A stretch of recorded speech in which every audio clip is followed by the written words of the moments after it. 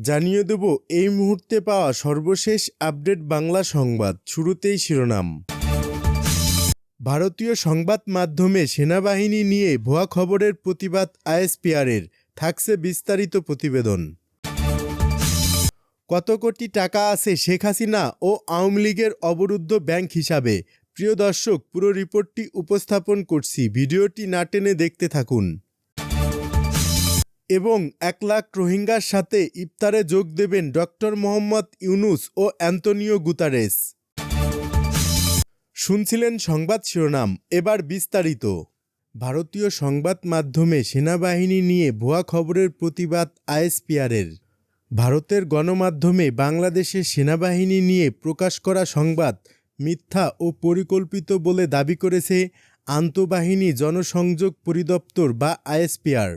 মঙ্গলবার রাতে আইএসপিআরের বিবৃতিতে বলা হয়েছে, ভারতীয় গণমাধ্যম দ্য ইকোনমিক টাইমস এবং ইন্ডিয়া টুডে সম্প্রতি সেনাবাহিনীতে অভ্যুত্থানের সম্ভাবনা এবং চেইন অব কমান্ড ভাঙার মতো ভিত্তিহীন ও মনগড়া প্রতিবেদন প্রকাশ করেছে। উদ্বেগ প্রকাশ করে বিবৃতিতে বলা হয়, এই প্রতিবেদনগুলো সম্পূর্ণ মিথ্যা এবং সুস্পষ্টভাবে একটি পরিকল্পিত বিভ্রান্তিমূলক প্রচারণার অংশ, যা বাংলাদেশের স্থিতিশীলতা ও সশস্ত্র বাহিনীর ভাবমূর্তি ক্ষুণ্ণ করার উদ্দেশ্যে করা। এতে বলা হয়, আমরা স্পষ্টভাবে জানিয়ে দিতে চাই যে বাংলাদেশ সেনাবাহিনী সুসংগঠিত, ঐক্যবদ্ধ এবং সেনাপ্রধানের দক্ষ নেতৃত্বে সাংবিধানিক দায়িত্ব পালনে প্রতিশ্রুতিবদ্ধ। বিবৃতিতে উল্লেখ করা হয়, ভারতের দ্য ইকোনমিক টাইমস একাধিকবার এ ধরনের ভুয়া খবর প্রকাশ করেছে। বারবার এ ধরনের অসত্য তথ্য প্রচার তাদের উদ্দেশ্য ও বিশ্বাসযোগ্যতা নিয়ে প্রশ্ন তোলে। এছাড়া কিছু অনলাইন পোর্টাল ও বিতর্কিত টেলিভিশন চ্যানেলও এই মিথ্যাচার প্রচারে যুক্ত হয়েছে, যা সেনাবাহিনী ও জনগণের মধ্যে বিভ্রান্তি সৃষ্টির অপপ্রয়াস ছাড়া কিছুই নয় বলে মনে করে বাংলাদেশের সেনাবাহিনী। বিবৃতিতে ভারতীয় গণমাধ্যমকে ভিত্তিহীন খবর প্রকাশ থেকে বিরত থাকার অনুরোধ জানিয়েছে সেনাবাহিনী। একই সঙ্গে এসব গণমাধ্যম সেনাবাহিনী সম্পর্কিত প্রতিবেদন প্রকাশের আগে আইএসপিআরের সঙ্গে যোগাযোগ করে যথাযথ মন্তব্য ও তথ্য প্রকাশেরও অনুরোধ জানানো হয়েছে। কত কোটি টাকা আছে শেখ হাসিনা ও আওয়ামী লীগের অবরুদ্ধ 27 ব্যাংক হিসাবে?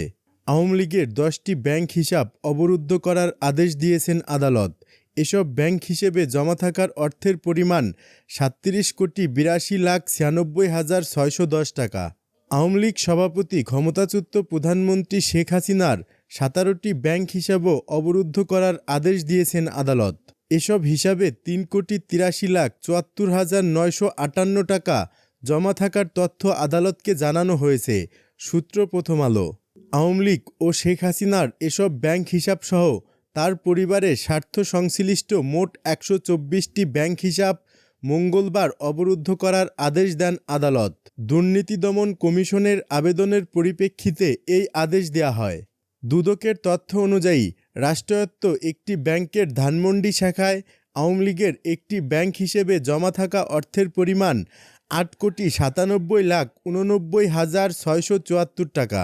এছাড়া বেসরকারি একটি ব্যাংকের ধানমন্ডি শাখায় আওয়ামী লীগের 3টি ব্যাংক হিসেবের তথ্য পেয়েছে দুদক। ওই 3টি ব্যাংক হিসেবে জমা থাকা অর্থের পরিমাণ 20,66,78,770 টাকা। এছাড়া আওয়ামী লীগের নির্বাচনী তহবিল 2008 নামে 2টি ব্যাংক হিসাবের তথ্য পেয়েছে দুদক। একটি ব্যাংক হিসেবে জমা হওয়া অর্থের পরিমাণ 2,71,15,919 টাকা। আরেকটি ব্যাংক হিসাবে জমা হওয়া অর্থের পরিমাণ 1,26,42,570 টাকা। এর বাইরে আওয়ামী লীগের আরও 4টি ব্যাংক হিসেবের তথ্য পেয়েছে দুদক। একটি বেসরকারি ব্যাংকে আওয়ামী লীগের ব্যাংক হিসেবে জমা থাকা অর্থের পরিমাণ 1,26,42,560 টাকা। অন্য 3টি আওয়ামী লীগের ব্যাংক হিসাবে জমা হওয়া অর্থের পরিমাণ 2,04,227 টাকা। সব মিলিয়ে আওয়ামী লীগের 10টি ব্যাংক হিসেবে জমা থাকা অর্থের পরিমাণ 37,82,96,610 টাকা। এছাড়া আওয়ামী লীগের গবেষণা প্রতিষ্ঠান সেন্টার ফর রিসার্চ অ্যান্ড ইনফরমেশনের 15টি ব্যাংক হিসাবের তথ্য পেয়েছে দুদক। এসব ব্যাংক হিসেবে জমা থাকা অর্থের পরিমাণ 40,83,66,136 টাকা। শেখ হাসিনার ব্যাংক হিসেবে কত টাকা? ক্ষমতাচ্যুত প্রধানমন্ত্রী শেখ হাসিনার 17টি ব্যাংক হিসেবের তথ্য পেয়েছে দুদক। এসব ব্যাংক হিসাবে 3,83,74,958 টাকা জমা থাকার তথ্য আদালতকে জানিয়েছে দুদক। শেখ হাসিনার 17টি ব্যাংক হিসাবের মধ্যে 3টি ব্যাংক হিসাবে কত টাকা জমা হয়েছে সেই তথ্য উল্লেখ নেই। একটি হিসাবে জমা থাকা অর্থের পরিমাণ মাত্র 5 টাকা, আরেকটি ব্যাংক হিসেবে জমা থাকা অর্থের পরিমাণ 150 টাকা। একটি ব্যাংক হিসাবে সর্বোচ্চ জমা থাকা অর্থের পরিমাণ 1,61,00,000 টাকা। এ ব্যাংক হিসাবটি শেখ হাসিনা ও শেখ রেহানার যৌথ হিসাব। এছাড়া অবরুদ্ধ করা আরও একটি যৌথ ব্যাংক হিসাব রয়েছে শেখ হাসিনা ও শেখ রেহানার নামে। এর বাইরে শেখ হাসিনার নামে 6টি ব্যাংক হিসাবের তথ্য পেয়েছে দুদক। তাতে জমা থাকা অর্থের পরিমাণ 2,23,96,167 টাকা। শেখ হাসিনার ছেলে সজীব ওয়াজেদ জয়ের 2টি ব্যাংক হিসাবে 1,17,15,271 টাকা জমা থাকার তথ্য পেয়েছে দুদক। আর বঙ্গবন্ধু শেখ মুজিবুর রহমান মেমোরিয়াল ট্রাস্টের 29টি ব্যাংক হিসাবের তথ্য পেয়েছে দুদক। এসব ব্যাংক হিসাবে জমা থাকা অর্থের পরিমাণ 466,26,88,276 টাকা। সংশ্লিষ্ট সূত্রগুলো বলছে, ক্ষমতাচ্যুত প্রধানমন্ত্রী শেখ হাসিনা, তার ছেলে সজীব ওয়াজেদ জয়, মেয়ে সাইমা ওয়াজেদ পুতুল, বোন শেখ রেহানা সহ তাদের স্বার্থ সংশ্লিষ্ট 124টি ব্যাংক হিসাবের বিস্তারিত তথ্য আদালতের কাছে তুলে ধরে দুদক। কোন ব্যাংকের কোন শাখায় কোন হিসাবে কত টাকা জমা হয়েছে সেসব বিবরণ আদালতের কাছে প্রতিবেদন আকারে তুলে ধরা হয়েছে। তবে ব্যাংক হিসাবগুলোতে জমা থাকা এসব অর্থের স্থিতি কত তারিখে তা এই প্রতিবেদনে উল্লেখ নেই। দুদকের আবেদনের পরিপ্রেক্ষিতে ঢাকা মহানগরের জ্যেষ্ঠ বিশেষ জজ মোহাম্মদ জাকির হোসেন মঙ্গলবার ওই 124 ব্যাংক হিসাব অবরুদ্ধ করার আদেশ দেন। একই সঙ্গে আদালত সজীব ওয়াজেদ, সাইমা ওয়াজেদ, শেখ রেহানা ও রেদওয়ান মুজিব সিদ্দিকের স্থাবর সম্পদ জব্দের আদেশ দিয়েছেন। দুদকের তথ্য অনুযায়ী শেখ রেহানার মেয়ে টিউলিপ সিদ্দিকের গুলশানের একটি ফ্ল্যাট জব্দের আদেশ দিয়েছেন আদালত। এছাড়া ধানমন্ডিতে সজীব ওয়াজেদ জয় ও সাইমা ওয়াজেদের সুধাসদন জব্দের আদেশ দিয়েছেন আদালত। শেখ রেহানা ও রাদাওয়ান মুজিবের গাজীপুরের সম্পদ জব্দেরও আদেশ দেওয়া হয়েছে। এছাড়া শেখ হাসিনা, সজীব ওয়াজেদ, সাইমা ওয়াজেদ, শেখ রেহানা, শেখ রেহানার মেয়ে টিউলিপ সিদ্দিক, আর এক মেয়ে আজমিনা সিদ্দিক ও ছেলে রাদাওয়ান মুজিবের বিদেশ যাত্রায় নিষেধাজ্ঞা দিয়েছেন আদালত। ছাত্র জনতার গণ অভ্যুত্থানে গত 5 আগস্ট ক্ষমতাচ্যুত হন প্রধানমন্ত্রী শেখ হাসিনা। ওই দিনই তিনি পালিয়ে ভারতে যান। তার বিরুদ্ধে হত্যা চেষ্টা সহ বিভিন্ন অভিযোগে এ পর্যন্ত 3 শতাধিক মামলার তথ্য জানা গেছে। এর বাইরে দুদকও শেখ হাসিনার বিরুদ্ধে প্লট বরাদ্দে দুর্নীতির অভিযোগে 6টি মামলা করেছে। 1 লাখ রোহিঙ্গার সাথে ইফতারে যোগ দেবেন ডক্টর মোহাম্মদ ইউনূস ও Antonio Guterres.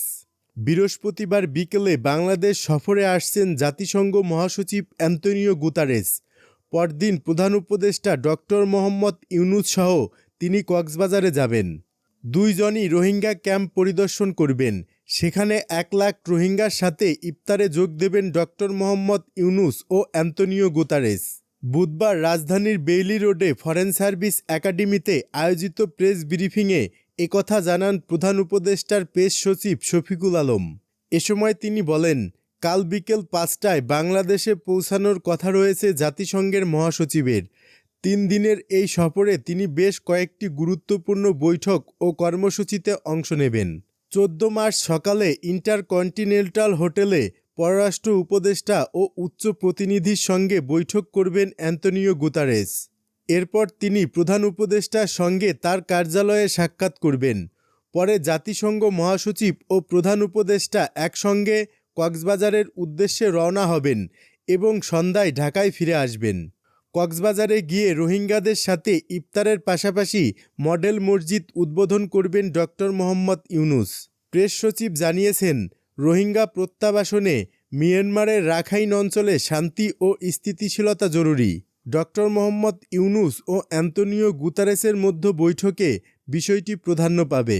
Rohingya crisis global ম্যাপে আনতে চাইছেন প্রধান উপদেষ্টা। আন্তর্জাতিক অঙ্গনে তিনি রোহিঙ্গা ক্রাইসিস হাইলাইট করেছেন। রোহিঙ্গাদের মানবিক সহায়তা কমে যাচ্ছে উল্লেখ করে তিনি আশা প্রকাশ করেন অ্যান্তোনিও গুতারেসের সফরে তা বাড়ানো যাবে। এর আগে রোহিঙ্গা সংকটের সময় 2017 সালে বাংলাদেশে এসেছিলেন অ্যান্তোনিও গুতারেস। এটি তার দ্বিতীয় সফর। জাতিসংঘ মহাসচিব জাতীয় ঐক্যমত্য কমিশনের সাথেও বৈঠক করবেন। সফরের অংশ হিসেবে অ্যান্তোনিও গুতারেসের একটি প্রেস ব্রিফিং আয়োজনের পরিকল্পনা করা হচ্ছে বলেও জানান শফিকুল আলম।